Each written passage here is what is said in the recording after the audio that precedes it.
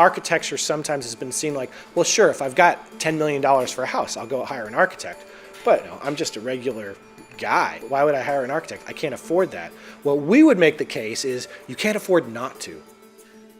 The business community here has put together an organization basically of the business owners up and down the street. And since we're new on the street, we were very interested in being part of that. The students who are working with the Downtown Redevelopment Committee, they're looking at how do you take the street and make it more pedestrian friendly.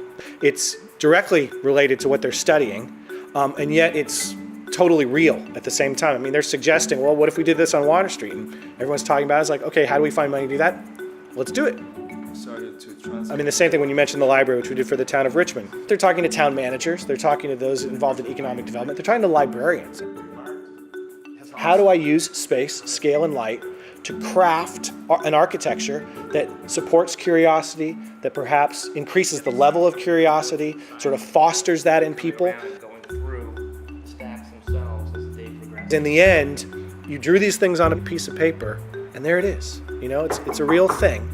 And someone's going to come there, and they're going to sit at that desk, and their life is going to change.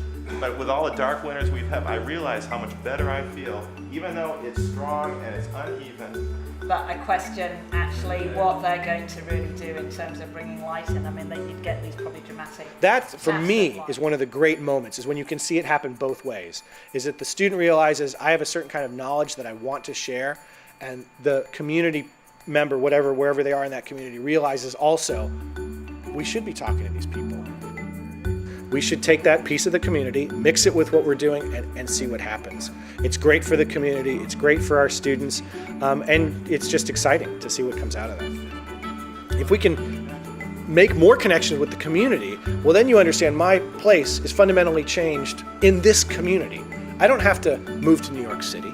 I don't have to leave Maine. Stay in Maine, but change Maine.